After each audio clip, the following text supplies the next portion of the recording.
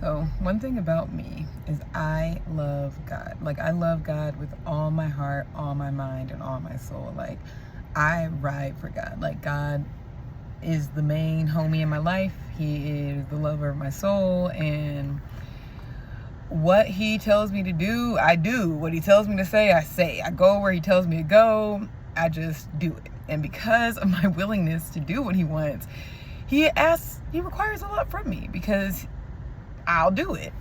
Well, I gotta tell you, God checked me. Like, because I was like, yeah, God, I'm good with this. Like, I'm good with being what you tell me to be. And then he, like, upped the ante. And it wasn't really him upping the ante as much as it was me not understanding exactly all that he was asking of me, right? And I kind of view some situations in my life as like, once I get out the situation, I'll never go back. Like I'm a regular schmegular person, like, because that's what the world tells you. Like, you get out of a situation, you never go back. But God's calling me to go back to situations, to people and places and things that I fought my way out of in order to do his work. And that was really hard for me to deal with. That was really, really difficult for me to deal with. And I was just like, God, I don't know about this. It's traumatizing. It's re-traumatizing, it felt like. So I cried and I prayed and I bartered and I asked God, like, you know, what can I do instead, basically? Like, I know you're asking this of me, Lord, but can I do something else? Like, I know you're asking this, that, and the third of me, but can I do something else? And he had me read Jonah. And he asked me, he was like, you're going to run away like Jonah? You're going to be like Jonah? And I said, are you talking to me?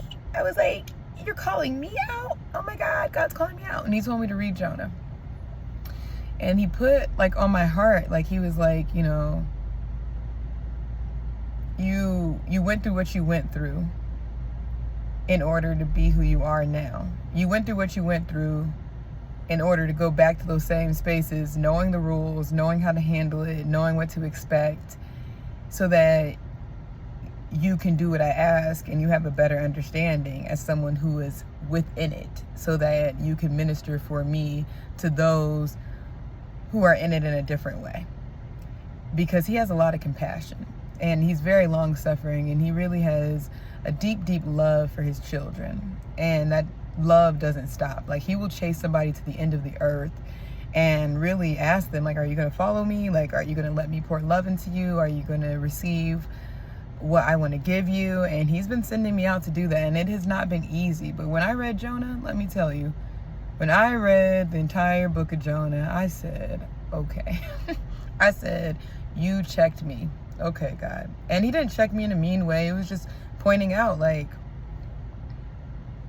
you love me, so you're going to serve me the way that I'm asking you to serve me, not in the way that you want to serve me.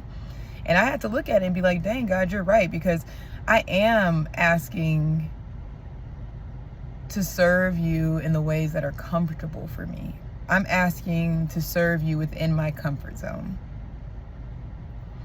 And so the message that God put on my heart and that he has me sharing is that God may call you to uncomfortable places. God may call you to do uncomfortable things. But know that he, first of all, he sees the entire situation from beginning to end. And he wouldn't send you somewhere where you wouldn't be protected, where he wouldn't have his covering over you, where he wouldn't lead you and guide you and make sure that, you know, you're safe in the process, you know, and that also that deep healing would occur for you emotionally, and that you would be also covered emotionally.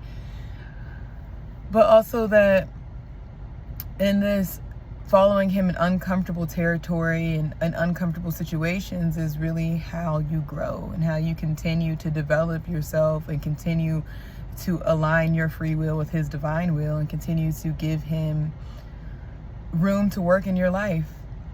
And there's a lot of people who will see this, who he will send this message to who it needs to go to. God will send it. But there's people who are being called to be in uncomfortable places, uncomfortable spaces, doing things that don't seem correct to the logical mind, doing things that don't seem, by the standards of the world, don't seem sane, right? But God isn't a logical God. He's a radical God who loves radically, who does things radically.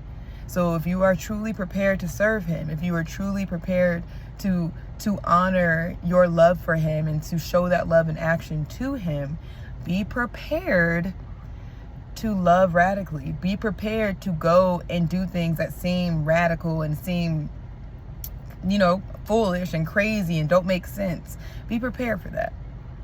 And also be prepared to fall at his feet and to ask him to give you what you need to be prepared.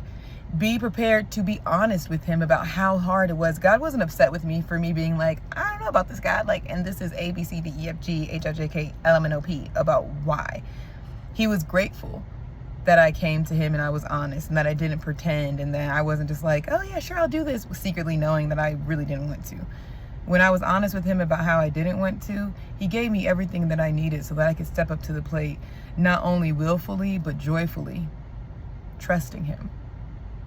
I'm hearing right now, be not afraid, for the Lord your God is with you everywhere that you go. And this is a season for the warriors of the light. My messages are aligned with the warriors of the light. And if you are a warrior of the light, you love God deeply and you're committed to serving God, how he calls you. But sometimes the way he calls you will catch you off guard, and that's okay. And it can make you a little bit afraid, and that's okay, because courage isn't the absence of fear. It's looking your fear in the face and being like, you know what? I'm choosing to not be afraid, and I'm choosing to have faith instead. And that's a beautiful choice.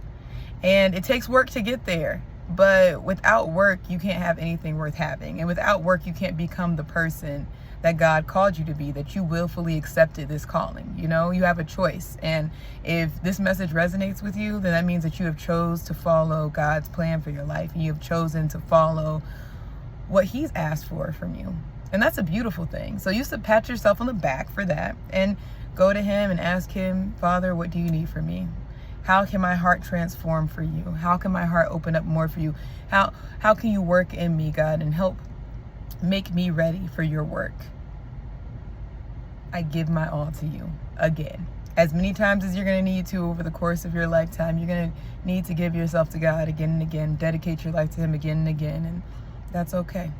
As long as you do the work. You can have your feelings.